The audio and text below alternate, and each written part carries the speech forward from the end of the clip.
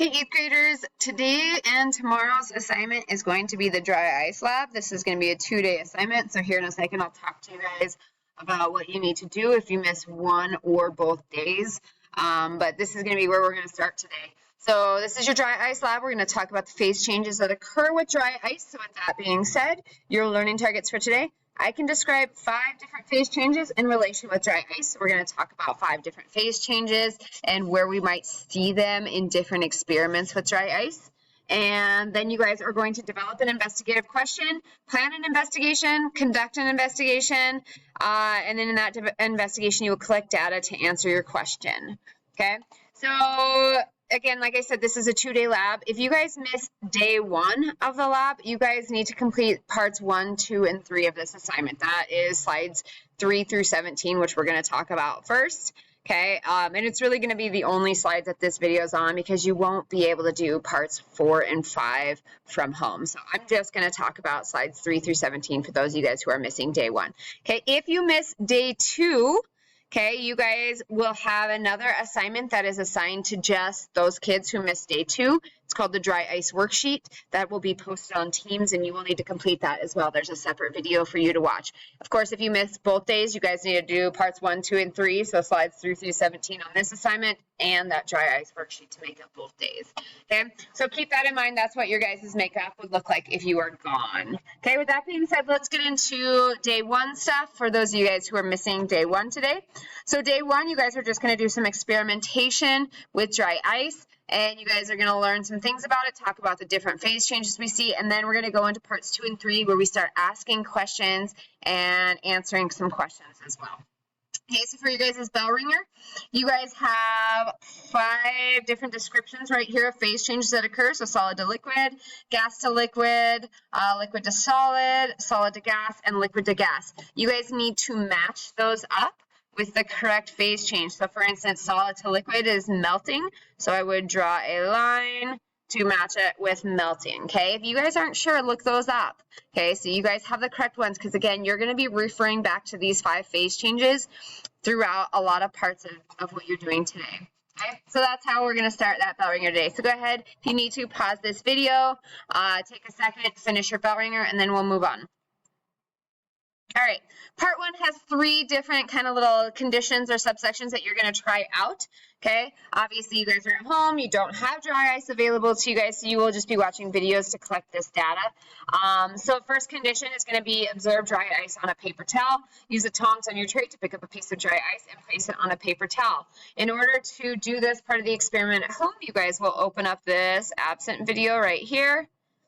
And you guys will watch this time-lapse video I made of dry ice on a paper towel. And you guys will pay attention for different observations as well as different phase changes. Okay, the main phase change that we're going to see with dry ice is sublimation.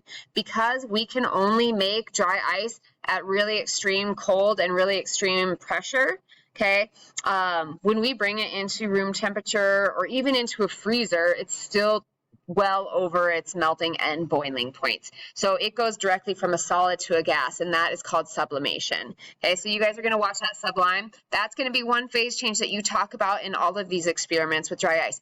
But there are more things happening. So I want you guys to watch this time lapse a couple times, figure out what other phase changes you guys might see. You guys can pause this video, watch this as much as you need. These are the questions you guys are going to answer. Observe the dry ice and discuss what you notice. Record your observations below. Refer to your bell ringer. Which phase change or phase changes again on all of these? There's going to be more than one.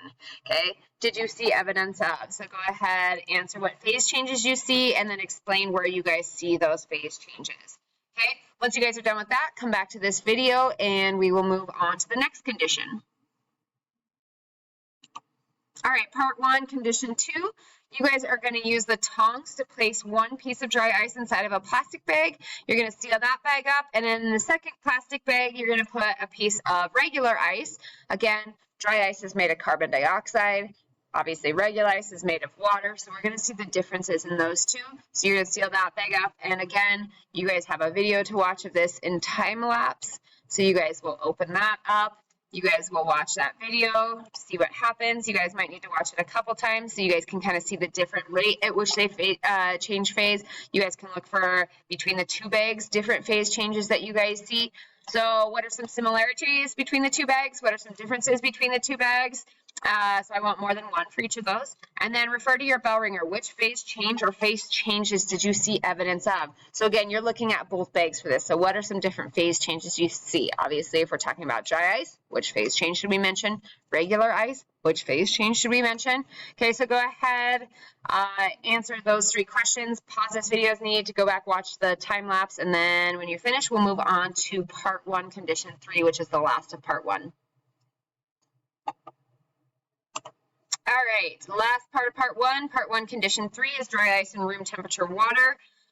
Observe the dry ice and discuss what you noticed with your partner. Record your observations below. Refer to your bell ringer. Which phase changes did you see evidence of? So again, just record some observations. And then what did you see evidence of? There are 3 in this one that I want you guys to look for.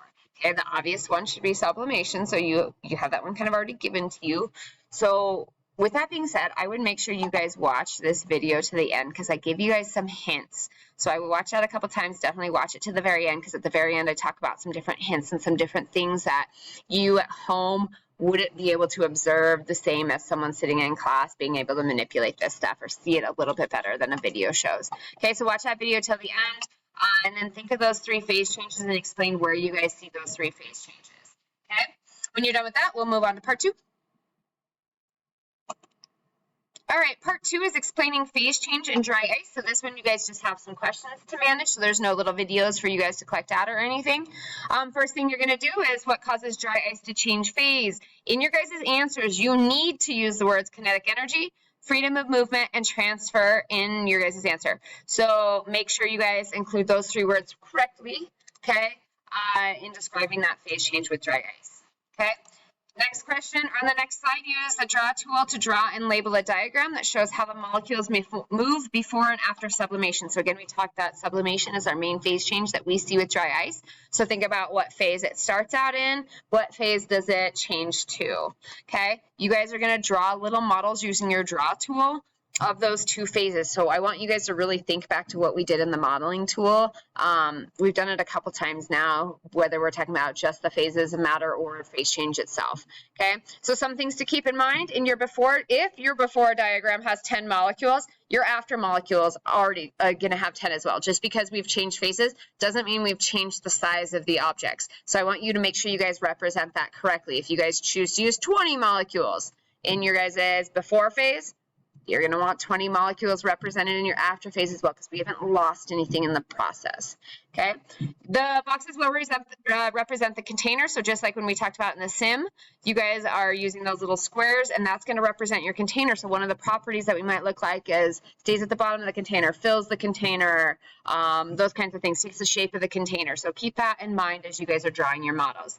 Okay, use different size arrows to show kinetic energy. So on those little circles that you guys draw, use some arrows to show maybe different directions of movement as well as the different speed they might be moving at based on their kinetic energy. So if they're moving at a higher speed, you would do a larger arrow to show how each of those are going to move. Okay, be sure to represent the molecules in each phase based on the properties we learn about in the sim and modeling tool. So again, if you guys need to, you guys can reference back to 2.1. You guys did some modeling. The phases of matter assignment, you guys did some modeling as well. So you guys can look back at those if you need. Okay, you can also look at the sim. All right, so here's your guys' thing. Make sure you guys identify your phase right here and here. So what does it start out in the before box? What does it start out in after? So this is molecules before carbon dioxide change phase and after they change phase. So you guys use your draw tool to draw there. You guys could also do insert, and you guys could do little circles, and then you could copy and paste those circles, Control C, Control V, and then you guys can arrange them how you want as well. I might even throw some circles down at the bottom for you guys to click and drag if you'd like. Okay, so that's how you guys will kind of do part 2. And then last question to finish up on part 2 is what questions do you have about the phase change of dry ice? Okay, you need to write questions there. It's not an option. If you guys can't think of questions, you're not thinking hard enough or you're being lazy. So make sure that you guys think of something, okay? If you guys, like I said, if you can't think of anything, try to think harder. Try to go back and review what we've done, okay? Go ahead, finish up part 2, and then we'll move on to the last part for this video, part 3. choosing an investigatable question. So this was how we concluded day 1. And it kind of sets the stage for what we're going to do for parts 4 and 5 on day 2. And so when we're talking about developing an investigatable question, there's 4 guidelines that you guys want to make sure that each of your questions you write meets.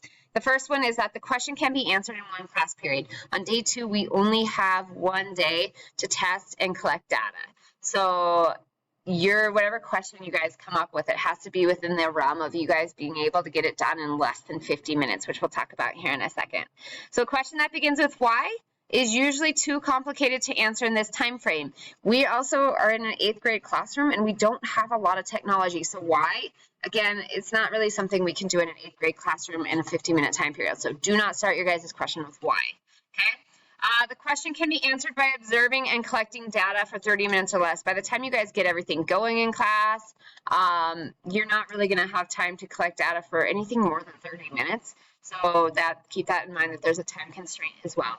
Okay, the question is focused. It doesn't try to ask too many things at once. I tell the kids to think of what are some variables you can change and what data are you going to measure. Okay, that way you're focused on, all right, I'm going to change the temperature of something. I'm going to change the amount of time it sits, those kinds of things. So keep that in mind that you guys are going to be focused on just one topic. You guys want something where you can test a couple different variables and then collect data on those variables, but all focused in on the same concept or the same idea.